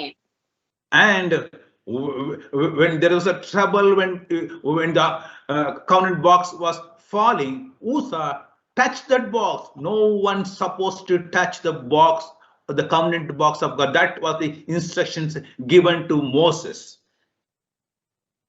ಇಲ್ಲಿ ದೇವರ ಮಂಜೂಷವನ್ನು ಮುಟ್ಟುವುದಕ್ಕೆ ಎಂಥವನು ಅಷ್ಟು ಯೋಗ್ಯನಲ್ಲ, ಅದನ್ನು ಯಾರು ಮುಟ್ಟಬೇಕು ಎಂಬುದಾಗಿ ಸ್ಪಷ್ಟವಾಗಿ ಮೋಶೆಗೆ ದೇವರಿಂದ God has instructed Moses that only designated and anointed people of Levites only can touch the covenant box. ದೇವರ ಮಂಜೂಷವನ್ನು ಯಾರ್ಯಾರು ಮುಟ್ಟಬೇಕೆಂಬುದಾಗಿ ದೇವರು ಮೊದಲೇ ಮೋಶೆಗೆ ತಿಳಿಸಿದ್ದನು. And Uzzah was not the designated person or anointed person to touch the box. ದೇವರ ಮಂಜೂಷವನ್ನು ಮುಟ್ಟುವುದಕ್ಕೆ ಉಜ್ಜನು ಆತನಿಂದ ನೇಮಿಸಲ್ಪಟ್ಟವನಾಗಲಿ ಇಲ್ಲವೇ ಅಭಿಷೇಕ ಹೊಂದಿದಂತ ವ್ಯಕ್ತಿಯಾಗಿ ಆಗಲಿ ಕಾಣಲ್ಪಡಲಿಲ್ಲ. And secondly, we see that it was covenant box was carried on the cart driven by the oxen. ಎರಡನೇದಾಗಿ ನಾವು ನೋಡುತ್ತೇವೆ, ಇಲ್ಲಿ ದೇವರ ಮಂಜೂಷವು ಒಂದು ಬಂಡಿಯ ಮೇಲೆ ಹೊರಿಸಲ್ಪಟ್ಟು ಎತ್ತುಗಳು ಅದನ್ನು ಎಳೆದುಕೊಂಡು ಹೋಗುತ್ತಾ ಇದ್ದವು. King David must have thought that he was honoring God with all the music, the trumpets, and dancing and all that, but God did not like it. ಒಂದು ವೇಳೆ ದಾವೀದನು ತಿಳಿದುಕೊಂಡಿರಬಹುದು, ಆತನು ಸ್ವರಮಂಡಲ ಕಿನ್ನರಿಗಳನ್ನು ಬಾರಿಸುತ್ತಾ ಎಲ್ಲಾ ವಾದ್ಯಗಳನ್ನು ಬಾರಿಸುತ್ತಾ ಮತ್ತು ನೃತ್ಯಗಳನ್ನು ಆಡುತ್ತಾ ಆ ಒಂದು ದೇವರ ಮಂಜೂಷವನ್ನು ತೆಗೆದುಕೊಂಡು ಹೋಗುತ್ತಾ ಇದ್ದಾನೆ, ಅದರಿಂದ ದೇವರು ಮೆಚ್ಚುತ್ತಾನೆ ಎಂಬುದಾಗಿ. ಆದ್ರೆ ದೇವರು ಈ ಕೃತ್ಯವನ್ನು ಮೆಚ್ಚಲಿಲ್ಲ. And it is not an entertainment, my dear friend. It is worshipping God with all the humbleness. ಇದು ಯಾರನ್ನು ಮನರಂಜನೆ ಮಾಡುವುದಕ್ಕಾಗಿ ಅಲ್ಲ, ದೇವರನ್ನು ನಮ್ಮನ್ನು ಸೃಷ್ಟಿ ಮಾಡಿದಂತ ದೇವರನ್ನು ಆರಾಧಿಸುವಂತದ್ದಾಗಿತ್ತು. Nowadays, we see many churches do the entertainment service rather than the worship service. ಈ ದಿನಗಳಲ್ಲಿಯೂ ಸಹ ಅನೇಕ ಸಭೆಗಳಲ್ಲಿ ಜನರನ್ನು ಮನರಂಜನೆ ಮಾಡುವಂತ ಒಂದು ರೀತಿಯಾದಂತ ಆ ಒಂದು ಸಭೆಯನ್ನು ನಡೆಸುತ್ತಾರೆ ಹೊರತು ಅದರಲ್ಲಿ ದೇವರ ಆರಾಧನೆಗೆ ಮುಖ್ಯತ್ವವನ್ನು ಕೊಟ್ಟಿರುವುದಿಲ್ಲ. The covenant box must be carried on the shoulder by the holy people. My dear friend, God wants that good deeds to be done in the proper way. ದೇವರ ಮಂಜೂಷವು ದೇವರಿಂದ ನೇಮಿಸಲ್ಪಟ್ಟಿರುವಂತ ಅಭಿಷೇಕಿಸಲ್ಪಟ್ಟಿರುವಂತ ಜನರಿಂದಲೇ ಅದನ್ನು ಹೊತ್ತುಕೊಂಡು ಅವರ ಹೆಗಲ ಮೇಲೆ ಹೊತ್ತುಕೊಂಡು ಹೋಗಬೇಕಾಗಿರುವಂತದ್ದು ದೇವರ ಆಜ್ಞೆಯಾಗಿತ್ತು. ದೇವರು ಒಳ್ಳೆಯ ಕಾರ್ಯಗಳನ್ನು ಒಳ್ಳೆಯ ವ್ಯಕ್ತಿಗಳಿಂದಲೇ ಬಯಸುವಂತವನಾಗಿದ್ದಾನೆ. So we have to cleanse ourselves, be holy, and humble ourselves to worship God. ಆದ್ದರಿಂದ ದೇವರನ್ನು ಆರಾಧಿಸುವುದಕ್ಕೆ ನಮ್ಮನ್ನು ನಾವು ಶುದ್ಧ ಮಾಡಿಕೊಂಡು ನಮ್ಮನ್ನು ನಾವು ಪರಿಶುದ್ಧರಾಗಿ ಕಾಪಾಡಿಕೊಳ್ಳುವಂತದ್ದಾಗಿದೆ. The right thing to be done by the right people only. ಸರಿಯಾದ ಕ್ರಿಯೆಯು ಸರಿಯಾದ ನೀತಿವಂತರಾದಂತ ವ್ಯಕ್ತಿಗಳಿಂದಲೇ ಮಾಡಬೇಕಾಗಿದೆ. In 1 Chronicles chapter 17 verse 4 says, here David had a good intention of building a temple for God, but God says, no, you cannot do it.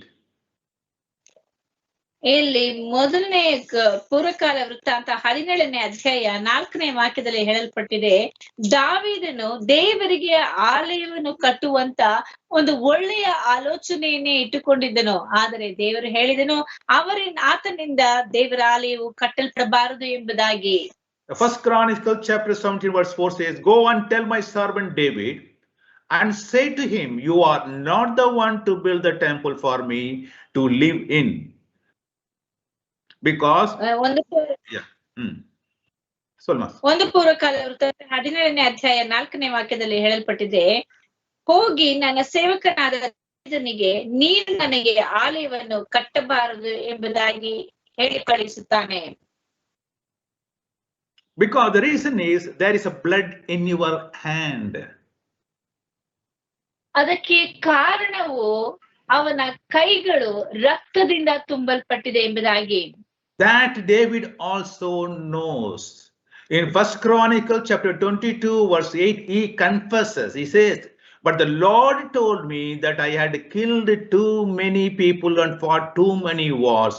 And so because of all the bloodshed I have caused, he would not let me build the temple for him. ಇದು ಆತನ ಕೈ ರಕ್ತದಿಂದ ತುಂಬಿರುವುದು ದಾವೀದನಿಗೂ ತಿಳಿದಿತ್ತು. ಅದನ್ನು ಒಂದು ಪೂರ್ವಕಾಲ ವೃತ್ತಾಂತ 22ನೇ ಅಧ್ಯಾಯ 8ನೇ ವಾಕ್ಯದಲ್ಲಿ ಆತನೇ ಅರಿಕೆ ಮಾಡುವುದನ್ನು ನಾವು ನೋಡುತ್ತೇವೆ. ಆದ್ರೆ ಯೆಹೋವನು ನನಗೆ, ನೀನು ಬಹಳ ರಕ್ತವನ್ನು ಸುರಿಸಿದವನು, ಮಹಾ ಯುದ್ಧಗಳನ್ನು ನಡೆಸಿದವನು ಆಗಿರುತ್ತಿ. ನೀನು ನನ್ನ ಎದುರಿನಲ್ಲಿ ಬಹಳ ರಕ್ತವನ್ನು ಸುರಿಸಿದ್ದರಿಂದ ನನ್ನ ಹೆಸರಿಗಾಗಿ ಆಲಯವನ್ನು ಕಟ್ಟಬಾರದು. Building a temple is a good thing only, no doubt about it. But still God expects only those people whom he wants, the holy people, who those people only can build the temple of God. ದೇವರ ಆಲಯವನ್ನು ಕಟ್ಟುವುದು ಎನ್ನುವಂಥದ್ದು ಒಳ್ಳೆಯ ಆಲೋಚನೆಯೇ, ಅದರಲ್ಲಿ ತಪ್ಪೇನೂ ಇಲ್ಲ. ಆದ್ರೆ ದೇವರ ಆಲಯವನ್ನು ಕಟ್ಟುವುದಕ್ಕೆ ದೇವರು ತನ್ನಿಂದ ನೇಮಿಸಲ್ಪಟ್ಟಿರುವಂತ ಉತ್ತಮವಾಗಿರುವಂತ ನೀತಿವಂತರು ಮಾತ್ರವೇ ಅದನ್ನು ಕಟ್ಟಬೇಕೆಂಬುದಾಗಿ ದೇವರು ಬಯಸುವಂತವನಾಗಿದ್ದಾನೆ. Yes, my dear friend, only the right people can do the right thing, and it should be done in the right way, in the godly way, not in the worldly way. That's why Isaiah chapter 1 verses 15 and 16 says, when you lift your hands in prayer, I will not look at you. See, people, praying is yes, it's a good thing, but God says, no, I will not look at you, because no matter how much you pray, I will not listen, for your hands are covered with blood. Wash yourself clean Stop all this evil that I see you doing. Yes, stop doing evil and learn to do the right thing. See that the justice is done, help those who are oppressed, give orphans the rights, and defend widows. ನಾವು ಒಳ್ಳೆಯ ಕೃತ್ಯಗಳನ್ನು ಮಾಡಬೇಕೆಂಬುದಾಗಿ ಆಲೋಚಿಸುವಂತದ್ದು ಒಳ್ಳೆಯದೇ. ಆದರೆ ಒಳ್ಳೆಯ ಕೃತ್ಯಗಳು ಒಳ್ಳೆಯ ವ್ಯಕ್ತಿಗಳಿಂದ ಸರಿಯಾದ ರೀತಿಯಲ್ಲಿ ಕ್ರಮಬದ್ಧವಾಗಿ ದೇವರು ಹೇಳಿದಂತ ರೀತಿಯಲ್ಲಿ ಮಾಡಬೇಕಾಗಿರುವಂತದ್ದು ಬಹಳ ಅದು ಅನಿವಾರ್ಯವಾಗಿ ಕಾಣಲ್ಪಡುತ್ತದೆ. ಯೆಶಾಯನ ಪ್ರವಾದನ ಗ್ರಂಥ 1ನೇ ಅಧ್ಯಾಯ 15ನೇ ವಾಕ್ಯಗಳಿಂದ ಓದುವಂತಹ ಸಮಯದಲ್ಲಿ, ನೀವು ನನ್ನ ಕಡೆಗೆ ಕೈ ಎತ್ತುವಾಗ ನಿಮ್ಮನ್ನು ನೋಡದಂತೆ ನನ್ನ ಕಣ್ಣುಗಳನ್ನು ಮರೆ ಮಾಡಿಕೊಳ್ಳುವೆನು. ಹೌದು, ನೀವು ಬಹು ಪ್ರಾರ್ಥನೆಗಳನ್ನು ಮಾಡಿದರೂ ನಾನು ಕೇಳೆನು. ಪ್ರಾರ್ಥನೆಗಳನ್ನು ಮಾಡುವುದು ಉತ್ತಮ, ಸರಿ, ಅದು ಒಳ್ಳೆಯ ಕಾರ್ಯವೇ. ಆದ್ರೆ ಅದನ್ನು ಹೇಗೆ, ಯಾರು, ಯಾವಾಗ ಮಾಡಬೇಕೆಂಬುದಾಗಿ ಇಲ್ಲಿ ದೇವರ ವಾಕ್ಯದಲ್ಲಿ ಹೇಳಲ್ಪಟ್ಟಿದೆ. ನಿಮ್ಮ ಕೈಗಳಲ್ಲಿ ರಕ್ತವು ತುಂಬಿದೆ, ನಿಮ್ಮನ್ನು ತೊಳೆದುಕೊಳ್ಳಿರಿ, ಶುದ್ಧ ಮಾಡಿಕೊಳ್ಳಿರಿ. ನನ್ನ ಕಣ್ಣೆದುರಿನ ನಿಮ್ಮ ದುಷ್ಕೃತ್ಯಗಳನ್ನು ತೊಲಗಿಸಿರಿ, ದುರಾಚಾರವನ್ನು ಬಿಡಿರಿ, ಸದಾಚಾರವನ್ನು ಅಭ್ಯಾಸ ಮಾಡಿರಿ, ನ್ಯಾಯ ನಿರತರಾಗಿರಿ, ಹಿಂಸಕನನ್ನು ತಿದ್ದಿ ಸರಿಪಡಿಸಿರಿ, ಅನಾಥನಿಗೆ ನ್ಯಾಯ ತೀರಿಸಿರಿ, ವಿಧವೆಯ ಪಕ್ಷವಾಗಿ ವಾದಿಸಿರಿ. Yes, prayer is good and God wants you to pray, and everybody says prayer brings blessings. Yes, all that is fine, but who should do and how should do? My dear friend, if with your sinful hand and with blood in your hand, do not go and pray thinking that God will listen to your prayer. Wash yourself, cleanse yourself from all the sins. First ask forgiveness, repent yourself, my dear friend. Then only God will listen to your prayer. And he says, do not equal with the people, thinking because the worldly people are doing all the music, drama, dance. So God is not pleased with all those things. ಪ್ರೀತಿಯುಳ್ಳ ದೇವ ಜನರೇ, ನಾವು ಒಳ್ಳೆಯದನ್ನು ಮಾಡುವಂತದ್ದು ಸರಿಯೇ, ಆದ್ರೆ ಅದನ್ನು ಯಾವ ರೀತಿಯಲ್ಲಿ ಹೇಗೆ ಮಾಡಬೇಕು ಎನ್ನುವಂಥದ್ದು ನಾವು ತಿಳಿದುಕೊಳ್ಳಬೇಕಾಗಿದೆ. ನಾವು ಒಳ್ಳೆಯದನ್ನು ಮಾಡುತ್ತೇವೆ ಎಂದು ಹೇಳಿ ಯಾವುದೋ ಮನರಂಜನೆಗಾಗಿ ನೃತ್ಯಗಳನ್ನು ಮಾಡುವುದು, ವಾದ್ಯಗಳನ್ನು ಬಾರಿಸುವುದು, ಲೌಕಿಕವಾದಂತ ಕಾರ್ಯಗಳಿಂದ ದೇವರನ್ನು ಮೆಚ್ಚಿಸುವುದು ಸಾಧ್ಯವಿಲ್ಲ. ಆದ್ದರಿಂದ ನೀನು ಪ್ರಾರ್ಥನೆ ಮಾಡುವುದು ಒಳ್ಳೆಯದೇ, ಆದ್ರೆ ಪ್ರಾರ್ಥನೆ ಮಾಡುವಾಗ ನೀನು ಹೇಗಿರಬೇಕು ಎಂಬುದಾಗಿ ತಿಳಿದುಕೋ. ಮೊದಲು ನಿನ್ನ ಕೈಗಳನ್ನು ಶುದ್ಧಿ ಮಾಡಿಕೋ, ನಿನ್ನನ್ನು ನೀನು ಶುದ್ಧ ಮಾಡಿಕೋ. ನೀನು ಪ್ರಾರ್ಥನೆ ಮಾಡುವಾಗಲೂ ಸಹ ಅದು ದೇವರು ಕೇಳಿಸಿಕೊಳ್ಳಬೇಕೆಂದು ಹೇಳುವುದಾದ್ರೆ ಮೊಟ್ಟ ಮೊದಲನೇದಾಗಿ ನಿನ್ನ ಎಲ್ಲಾ ಕೃತ್ಯಗಳನ್ನು ಸರಿಪಡಿಸಿಕೊಂಡು ದುಷ್ಕೃತ್ಯಗಳನ್ನು ಬಿಟ್ಟು ದೇವರಲ್ಲಿ ಅರಿಕೆ ಮಾಡಿ ನಿನ್ನ ಕೈಗಳನ್ನು ಶುದ್ಧ ಮಾಡಿಕೊಂಡು ನಂತರ ಬಂದು ದೇವರಲ್ಲಿ ನೀನು ಪ್ರಾರ್ಥಿಸುವುದಾದ್ರೆ ನಿಶ್ಚಯವಾಗಿ ಆತನ ಪ್ರಾರ್ಥನೆಯನ್ನು ಕೇಳುವಂತವನಾಗಿದ್ದಾನೆ. Nowadays we see in gospel meetings and in churches, they bring the worldly singers to sing God's songs. We see that because it may be really pleasing to your ear, but not to God's ear. ಈಗಿನ ಕಾಲದಲ್ಲಿ ಗಮನಿಸಿ ನೋಡಬೇಕಾದ್ರೆ ಅನೇಕ ದೊಡ್ಡ ದೊಡ್ಡ ಕೂಟಗಳಲ್ಲಿ ಮತ್ತು ಪ್ರಾರ್ಥನಾ ಕೂಟಗಳನ್ನು ಏರ್ಪಡಿಸುವಂತ ಸಮಯದಲ್ಲಿ ಬೇರೆ ಜನರನ್ನು, ಲೌಕಿಕವಾಗಿ ಹಾಡುಗಳನ್ನು ಹಾಡುವಂತ ಜನರನ್ನು ಕರೆದುಕೊಂಡು ಬಂದು ದೇವರ ಹಾಡುಗಳನ್ನು ಹಾಡುವುದಕ್ಕೆ ಅಲ್ಲಿ ನಿಲ್ಲಿಸುತ್ತಾರೆ. ಒಂದು ವೇಳೆ ಅವರು ಹಾಡುವಂತ ಹಾಡು ನಿಮ್ಮ ಕಿವಿಗಳಿಗೆ ಮಧುರವಾಗಿ ಇರಬಹುದೇ ಹೊರತು, ಇಂಪಾಗಿ ಕಾಣಿಸಬಹುದೇ, ಕೇಳಿಸಿಕೊಳ್ಳಬಹುದೇ ಹೊರತು ಅದು ಮೆಚ್ಚುಗೆಯಾಗಿ ಕಾಣಿಸುವುದಿಲ್ಲ.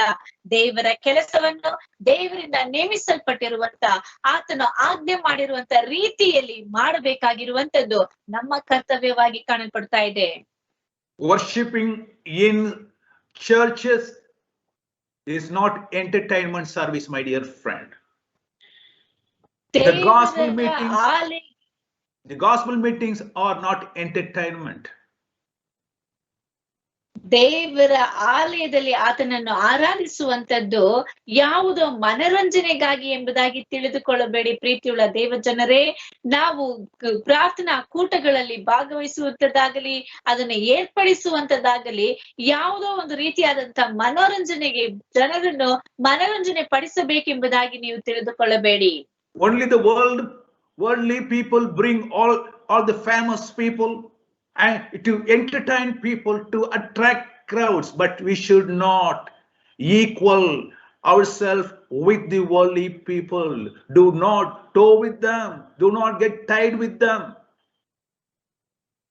ಈ ಲೌಕಿಕವಾಗಿ ಇರುವಂತಹ ಜನರು ಒಂದು ವೇಳೆ ಅವರು ಅನೇಕ ಜನರನ್ನು ಸೇರಿಸಬೇಕು, ದೊಡ್ಡ ಗುಂಪನ್ನು ಏರ್ಪಡಿಸಬೇಕು ಎಂಬುದಾಗಿ ಹೇಳಿ ಅಲ್ಲಿ ದೊಡ್ಡ ದೊಡ್ಡ ವ್ಯಕ್ತಿಗಳನ್ನು, ಲೌಕಿಕವಾಗಿ ಕಾಣಲ್ಪಡುವಂತಹ ಜನರನ್ನು ಕರೆದುಕೊಂಡು ಬಂದು ಬೇಕಾದ್ರೆ ಅಲ್ಲಿ ಜನರಿಗೆ ಮನರಂಜನೆಯನ್ನು, ಆಕರ್ಷಣೆಯನ್ನು ಉಂಟು ಮಾಡಿ ಅನೇಕ ಜನರನ್ನು ಸೇರಿಸಬಹುದು. ಆದ್ರೆ ಪ್ರೀತಿಯುಳ್ಳ ದೇವಜನರೇ, ನಾವು ದೇವರಿಂದ ಆಶೀರ್ವದಿಸಲ್ಪಟ್ಟಂತ, ದೇವರಿಂದ ನೇಮಿಸಿ ಆರಿಸಿಕೊಳ್ಳಲ್ಪಟ್ಟಂತ ಜನರು ಎಂಬುದಾಗಿ ತಿಳಿದುಕೊಳ್ಳಿ. ನಾವು ಆ ರೀತಿ ಮಾಡುವಂತ ಅವಶ್ಯಕತೆ ಇಲ್ಲ. ನಮ್ಮ ದೇವರು ಹೇಳಿದಂತ ರೀತಿಯಲ್ಲಿ ಆತನ ಆಜ್ಞೆಗಳನ್ನು ಹಿಂಬಾಲಿಸಿ, ನಿಯಮಗಳನ್ನು ಹಿಂಬಾಲಿಸಿ, ಆತನ ವಿಧಿಗಳನ್ನು ಪಾಲಿಸುವಂತದ್ದು ನಮ್ಮ ಕರ್ತವ್ಯವಾಗಿ ಕಾಣಲ್ಪಡ್ತಾ ಇದೆ. The right things to be done by the right people in the right way. ಸರಿಯಾದಂತ ಕಾರ್ಯಗಳು ಸರಿಯಾದಂತ ವ್ಯಕ್ತಿಗಳಿಂದ ಸರಿಯಾದಂತ ರೀತಿಯಲ್ಲಿ ಮಾಡುವಂತದ್ದು ನಮ್ಮ ಕರ್ತವ್ಯವಾಗಿದೆ. And second Corinthians chapter 6 verse 14 says, 2 Corinthians chapter 6 verse 14 says, do not try to work together as equals with unbelievers, for it cannot be done. How can right and wrong be partners? How can light and darkness live together? How can Christ and devil agree? What does a believer have in common with an unbeliever? How can God's temple come to terms with the pagan idols? For we are the temple of the living God, as God himself has said, I will make my home with my people and live among them, and I will be their God, and they shall be my people. And so the Lord says, you must leave them and separate yourselves from them. Have nothing to do with what is unclean, and I will accept you. 2 ಕೊರಿಂಥದವರಿಗೆ ಬರೆದ ಪತ್ರಿಕೆ 6ನೇ ಅಧ್ಯಾಯ 14ನೇ ವಾಕ್ಯದಿಂದ ದೇವರು ನಮ್ಗೆ ಹೇಳುವಂತ ಮಾತು, ನೀವು ಕ್ರಿಸ್ತ ನಂಬಿಕೆ ಇಲ್ಲದವರೊಂದಿಗೆ ಸೇರಿ ಇಜ್ಜೋಡಾಗಬೇಡಿರಿ. ಧರ್ಮಕ್ಕೂ ಅಧರ್ಮಕ್ಕೂ ಜೊತೆಯೇನು? ಬೆಳಕಿಗೂ ಕತ್ತಲಿಗೂ ಐಕ್ಯವೇನು? ಕ್ರಿಸ್ತನಿಗೂ ಸೈತಾನನಿಗೂ ಒಡನಾಟವೇನು? ನಂಬುವವನಿಗೂ ನಂಬದೇ ಇರುವವನಿಗೂ ಪಾಲುಗಾರಿಕೆ ಏನು? ದೇವರ ಮಂದಿರಕ್ಕೂ ವಿಗ್ರಹಗಳಿಗೂ ಒಪ್ಪಿಗೆ ಏನು? ನಾವು ಜೀವ ಸ್ವರೂಪನಾದ ದೇವರ ಮಂದಿರವಾಗಿದ್ದೇವಲ್ಲ. ಇದರ ಸಂಬಂಧವಾಗಿ ದೇವರು, ನಾನು ಅವರಲ್ಲಿ ವಾಸಿಸುತ್ತಾ ತಿರುಗಾಡುವೆನು, ನಾನು ಅವರಿಗೆ ದೇವರಾಗಿರುವೆನು, ಅವರು ನನಗೆ ಪ್ರಜೆಯಾಗಿರುವರು ಎಂದು ಹೇಳಿದ್ದಾನೆ. ಆದುದರಿಂದ ಅನ್ಯ ಜನರ ಮಧ್ಯದಲ್ಲಿಂದ ಹೊರಟು ಬಂದು ಪ್ರತ್ಯೇಕವಾಗಿರಿ, ಅಶುದ್ಧವಾದ ಯಾವುದನ್ನು ಮುಟ್ಟದಿರಿ ಎಂದು ಕರ್ತನು ಹೇಳ್ತಾನೆ. God loves good things and righteous things because he is righteous, and he expects you to do the good things and the righteous things all the time. ದೇವರು ನೀತಿ ಸ್ವರೂಪನು ಮತ್ತು ಆತನ ಮಕ್ಕಳು ನೀತಿ ಸ್ವರೂಪಿಗಳಾಗಿದ್ದು ಒಳ್ಳೆಯ ಕೃತ್ಯಗಳನ್ನು ಮಾಡಬೇಕೆಂಬುದಾಗಿ ಆತನು ಬಯಸುತ್ತಾನೆ. ಆದ್ದರಿಂದ ನೀನು ಒಳ್ಳೆಯ ಕೃತ್ಯಗಳನ್ನು ಮಾಡುವಂತ ವ್ಯಕ್ತಿಯಾಗಿ ಕಾಣಲ್ಪಡು. And if you can do certain good things, my dear friend, when you are alive, do it, don't postpone it. ನೀನು ಒಳ್ಳೆಯ ಕೃತ್ಯಗಳನ್ನು ಮಾಡುವುದಕ್ಕೆ ನಿಂದ ಸಾಧ್ಯವಾಗುತ್ತದೆ ಎಂದು ಹೇಳುವುದಾದ್ರೆ ಅದನ್ನು ಮಾಡು, ಆದ್ರೆ ಅದನ್ನು ಮುಂದೂಡುತ್ತಾ ಇರಬೇಡ. In James chapter 4 verse 17 very clearly says, James 4 verse 17, therefore to him who knows to do good and does not do it, to whom it is sin. James 4 verse 17. ಯಾಕೋಬನ ಪತ್ರಿಕೆ 4ನೇ ಅಧ್ಯಾಯ 17ನೇ ವಾಕ್ಯದಲ್ಲಿ ಹೇಳಲ್ಪಟ್ಟಿದೆ, ಹೀಗಿರುವುದರಿಂದ ಒಳ್ಳೆಯದನ್ನು ಮಾಡಬೇಕೆಂದು ತಿಳಿದು ಅದನ್ನು ಮಾಡದೆ ಇರುವವನು ಪಾಪಕ್ಕೊಳಗಾಗಿದ್ದಾನೆ. Yes, my dear friend, we are called to do good things, and we know we have to do good things, and if we don't do it, it will be counted as sin to us. ನಾವು ದೇವರ ಮಕ್ಕಳಾಗಿ ಕರೆಯಲ್ಪಟ್ಟಿರುವುದು ಮಾತ್ರವಲ್ಲದೆ ಒಳ್ಳೆಯದನ್ನು ಮಾಡುವುದಕ್ಕಾಗಿಯೇ ಕರೆಯಲ್ಪಟ್ಟಿದ್ದೇವೆ. ಒಳ್ಳೆಯದನ್ನು ಮಾಡುವುದಕ್ಕೆ ಕರೆಯಲ್ಪಟ್ಟಿರುವಾಗ ನಾವು ಒಳ್ಳೆಯದನ್ನು ಮಾಡದೆ ಹೋದರೆ ಪಾಪಿಷ್ಠರು ಎಂಬುದಾಗಿ ಅನಿಸಿಕೊಳ್ಳುವೆವು. So let us do the right thing in the right way. God wants us to do things, right things. Yes, my dear friend. Because those people who do the right thing the right way will be in the presence of a God and they will be in safe place. ದೇವರು ನಮ್ಮಿಂದ ಒಳ್ಳೆಯ ಕೃತ್ಯಗಳನ್ನು ಒಳ್ಳೆಯ ರೀತಿಯಲ್ಲಿ ನಾವು ಮಾಡಬೇಕೆಂಬುದಾಗಿ ಬಯಸುತ್ತಾನೆ. ಆದ್ದರಿಂದ ಪ್ರೀತಿಯುಳ್ಳ ದೇವಜನರೇ, ನೀವು ದೇವರ ಮಕ್ಕಳಾಗಿರುವುದರಿಂದ ದೇವರ ಹೇಳಿದಂತ ಕಾರ್ಯಗಳನ್ನು, ಒಳ್ಳೆಯ ಕೃತ್ಯಗಳನ್ನು ಒಳ್ಳೆಯ ರೀತಿಯಲ್ಲಿ ಮತ್ತು ಸರಿಯಾಗಿ ನಾವು ನಡೆದುಕೊಳ್ಳುವುದರ ಮುಖಾಂತರವಾಗಿ ನಮ್ಮನ್ನು ನಾವು ಶುದ್ಧಪಡಿಸಿಕೊಂಡು ದೇವರ ಕೃತ್ಯಗಳನ್ನು ಮಾಡುವಾಗ ಆತನು ನಿಶ್ಚಯವಾಗಿ ನಮ್ಮನ್ನು ಆಶೀರ್ವದಿಸುವಂತವನಾಗಿದ್ದಾನೆ. God bless you. Let's close our eyes and pray. ದೇವರು ನಿಮ್ಮನ್ನು ಆಶೀರ್ವದಿಸಲಿ. ನಾವು ಕಣ್ಣುಗಳನ್ನು ಮುಚ್ಚಿ ಪ್ರಾರ್ಥಿಸೋಣ. Heavenly Father, we praise and worship you, Lord, for the wonderful time. And Lord, you taught us to do the right thing the right way. And yes, Lord, when we are alive, when we are able to do things, help us, Lord, to do the right things and show that we are your children. Yes, Father, because you are righteous, you expect us to do the righteous things. Because you are good and you expect us to do the good things, oh Lord. Yes, Father, Lord, you have given us everything and all the good blessings up to us, oh Lord. Help us, Lord, to share the blessings among the people also. Thank you, Lord, for the wonderful message, and those who have heard this message, help them to be your children. Bless everyone, especially, Lord, I pray for all the people who are sick and who are in the hospitals and at home suffering. Lord, I pray, let your mighty hand touch them and heal them completely, O Lord Jesus. Let your people be covered with the blood of Jesus Christ, that no satanic power and the evil ever come nearer to them, O Lord Jesus. Protect them from all the diseases and all the evil things. Bless everyone, O God. Bless every family, O Lord Jesus. In Jesus' precious name I pray. Amen, amen, amen. God bless you. ನನ್ನ ಮನವೇ ಯೆಹೋವನನ್ನು ಕೊಂಡಾಡು, ನನ್ನ ಸರ್ವೇಂದ್ರನ ಪವಿತ್ರ ನಾಮಕ್ಕೆ ಕೀರ್ತಿಸಿರಿ. ನನ್ನ ಮನವೇ ಯೆಹೋವನನ್ನು ಕೊಂಡಾಡು, ಆತನು ಮಾಡಿದ ಉಪಕಾರ ಒಂದನ್ನೂ ಮರೆಯಬೇಡ. Amen, amen, amen. God bless you all. ದೇವರು ನಿಮ್ಮನ್ನ ಆಶೀರ್ವದಿಸಲಿ.